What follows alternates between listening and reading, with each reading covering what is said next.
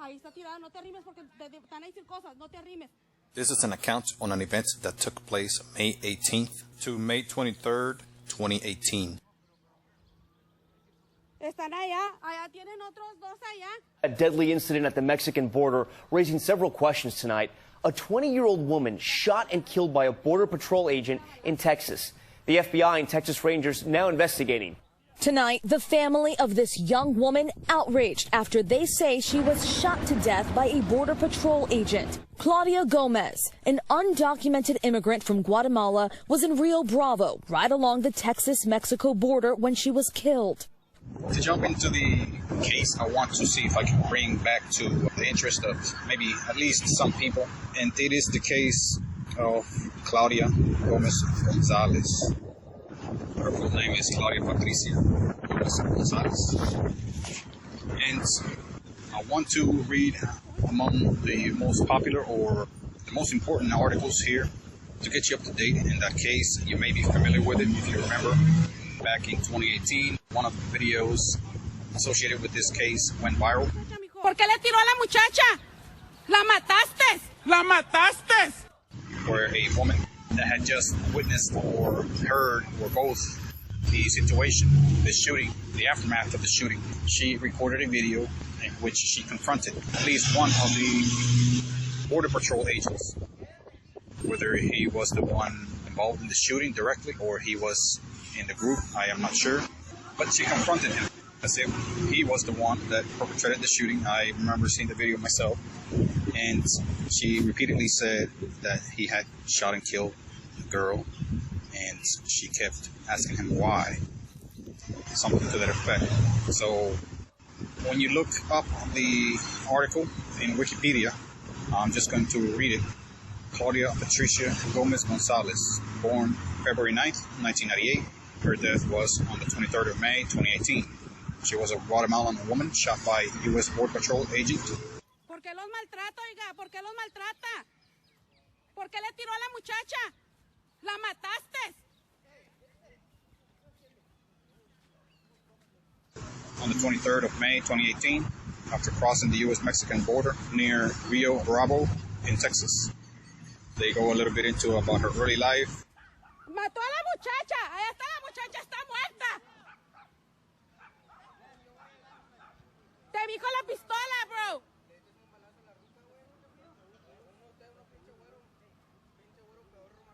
Ahí está la muchacha, métanse por ahí está la muchacha, está tirada allá. Claudia Patricia Gómez González was born 9th February 1998 in the village of La Unión, Los Mendoza, in the municipality of San Juan, Ostuncalco. Deja tú de seguir a mi cuarto, si va el balazo y luego ahí. Which is a rural area near the Quetzaltenango in Guatemala. She was born to Gilberto Gómez Vicente and Lidia González Vázquez. She was an indigenous Mayan mom and the eldest of 3 sisters. She was the first member of her family to graduate from high school, where she earned a certificate in accounting in 2016. Her father worked for several years in Atlanta, but was deported in 2017. Immigration decision. Gómez González did not pass the entrance exams for the Universidad de San Carlos, Guatemala's only public university, and her parents could not afford to send her to a private university. She had been unable to work. The family had difficulty paying for the younger children's schooling.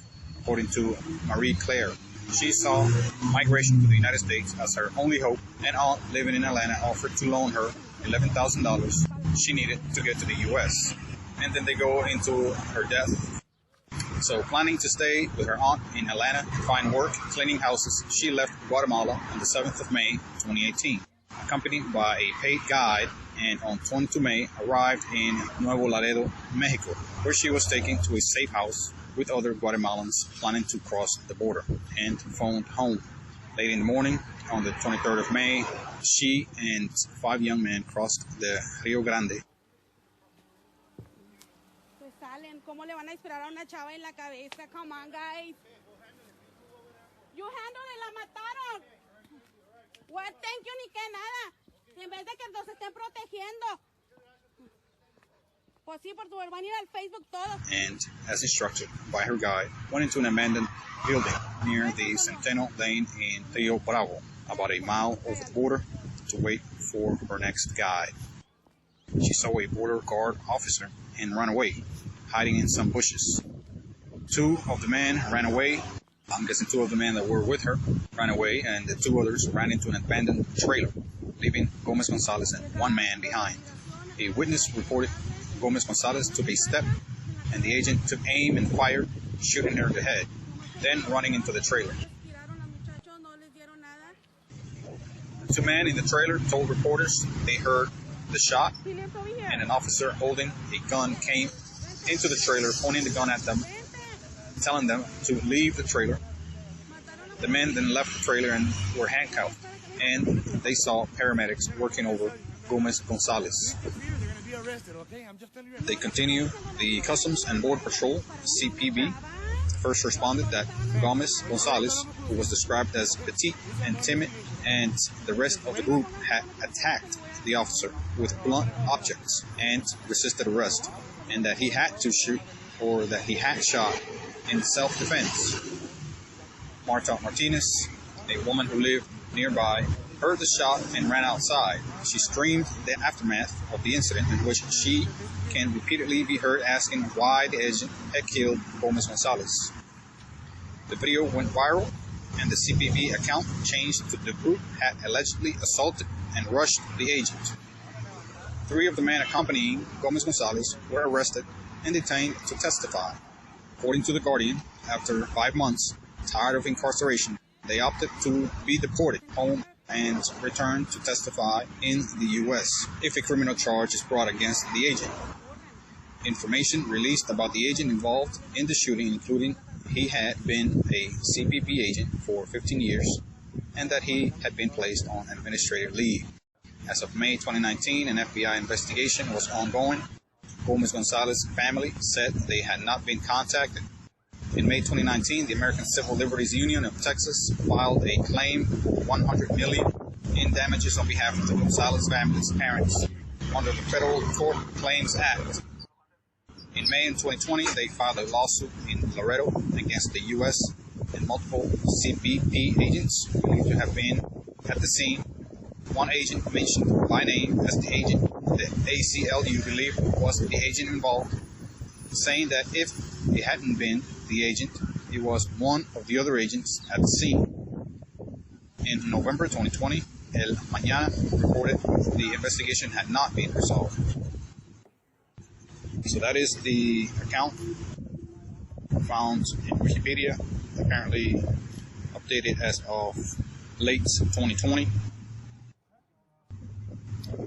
So there we can see that the situation has not been resolved for the family.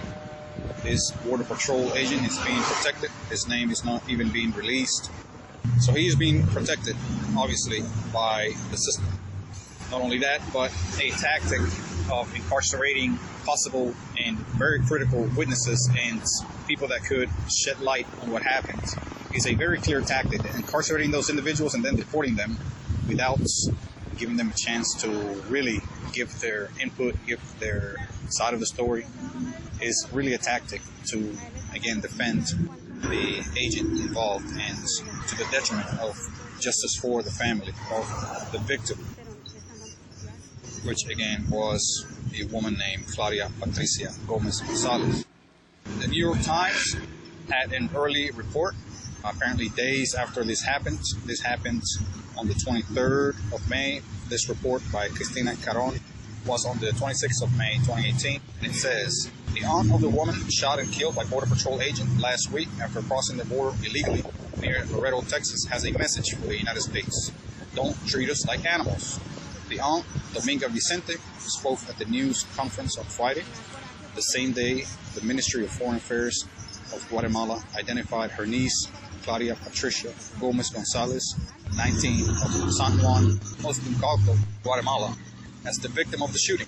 This is not the first person dying in the United States, Mr. Vicente said at the news conference in Guatemala City. There are many people that have been treated like animals, and that isn't what we should do as people. Vicente said her niece had left Guatemala out of necessity. to try to earn money in the United States. Ms. Gomez had studied accounting but was unable to find a job in Guatemala, according to the Guatemalan television station Guatevisión. Ms. Gomez's mother, Lidia González Vasquez, told Guatevisión in an interview posted on Friday that she wanted her daughter's body returned to her. She left home 15 days ago saying, "Mamita, we're going to go on ahead. I'll make money. There's no work here," Mrs. González said. But shamefully, they killed her. The migration killed her. Carlos Nares, the secretary of the National Council for Migrant Assistance in Guatemala, on Friday called for an exhaustive, impartial investigation. Guatemala is saddened by whatever violence and excess of force was used by the Border Patrol and calls to respect at all times all the rights of our people and whomever may be held by immigration, especially with respect to life, he said. The United States Customs and Border Protection offered varying accounts of what happened in the shooting, which took place on Wednesday, shortly before 12:30 p.m. The agency's original statement said the officer was searching for, quote, illegal activity in a culvert on a residential street in Rio Bravo, a border town about 7 miles south of Laredo, when a group of undocumented immigrants started to hit him with blunt objects. An updated statement sent on Friday said that the officer, a 15-year-old veteran of the Border Patrol, ordered the immigrants to get on the ground, but the group ignored his verbal commands and instead rushed them. The statement also used different language to describe the woman now identified as Ms. Gomez. The earlier statement said that the officer, whose name was not released, fired at least one shot with his handgun, fatally wounding one of the assailants. The updated statement did not refer to her as an assailant, saying instead that the officer fired one round, striking one member of the group. The Border Patrol agent was put on administrative leave, and the FBI and Texas Rangers are investigating the shooting. Marta V. Martinez, who lives on Centeno Lane, next to the site of the shooting, on Thursday disputed Customs and Border Protection's first account of the shooting, saying that she did not see any weapons the group could have used. There was no weapon. They were hiding, Ms. Martinez said of the undocumented immigrants, adding that she did not hear any yelling or stop or don't run. After hearing the gunshot, she ran outside, saw Border Patrol agents on her block, and hit the record on her cell phone. She then peered over a chain link fence to the adjacent lot. Then she saw an officer flip over a woman's body. The officer began doing chest compressions on the woman, but Ms. Martinez said it was clear that the woman had already died. So that is the New York Times early reporting, just days from the tragedy, from the killing. And there we can begin by just reading those two reports. We can see how the system is not only extremely cruel to people that are migrating, desperate people that are migrating to the United States, desperate, poor, powerless, vulnerable people only migrating. It appears that these people were also unarmed. It would be suicidal for anyone to be traveling and migrating illegally to the United States while armed. So it is quite inconceivable that these people were armed, and there are accounts to the contrary or supporting that the assailants or the people involved here were armed. There's evidence that these people were not armed. There's the statements by the Border Patrol themselves. They did not say that the assailants or the people involved were armed. They just initially stated, before they changed their story, that they were hitting him with blunt objects. That is vague on purpose. Blunt object could be just about anything, not necessarily a weapon. Could be a closed fist, could be whatever they deem to be a blunt object. And later on, when they changed the story, they only said that the people, the members, rushed them, which again is very vague and broad statement, which is quite ridiculous if you ask me, and stupid. I mean, what the hell is rushing? To define rushing is just so stupidly vague and ridiculous on its face. What, running towards you, away from you, running in a direction that you think is threatening. I mean, what does rushing mean? The U.S. Border Patrol first said on Wednesday an agent opened fire after being attacked by a group armed with blunt objects. But a new statement issued Friday made no mention of weapons and says the group rushed the officer instead. This is the language that these people use to protect their own, to delay and thwart the investigation. To purposely confuse the investigation and possible juries. This is clearly what's going on right here. A dereliction of duty, covering up for what is very clearly a crime. That same witness told the New York Times that as 3 more people were arrested, she heard one officer say, "See what happens? This is what happens with you people." Very clearly, at the very least, is a abuse of force, an abuse of power, and at the very least is police brutality. It's brutality and very unnecessary use of force. And this is what these agencies do on a routine, consistent, and ceaseless basis, where they brutalize, where they beat up, where they shoot at, where they kill immigrants, poor people, people of very low income, very little power, if any. They may not even have an income. They may not have any power at all. And these individual officers, these individual agents, they know this. They know this in the back of their mind. They have made the calculations, even if it's subconsciously, that they could very well get away with shooting at, killing, murdering one of these individuals. They can very well get away with at least hurting and very severely injuring one of these individuals. So that's why they do it. That's why they take the chance. That's why they don't think twice. A lot of these people are very hateful and resentful of anything and anyone that don't look like them. Even if they look like them, these individuals are very racist, bigoted, and racially supremacist in nature. There are many people that are of immigrant backgrounds, even immigrants themselves, and they have this vitriol, this hatred of immigrants. I know of some of them myself that support very strict and draconian controls on immigration when they are immigrants themselves. George Zimmerman, a man of clear immigrant background, is reportedly a racial supremacist. Reportedly, his ties is very friendly, and he basically embodies racial supremacy. And what he has done, what he has said, the crime he committed against that teen in Florida, Trayvon Martin, as many of you may know, and he clearly was not at all sorry, not at all repentant for what he did.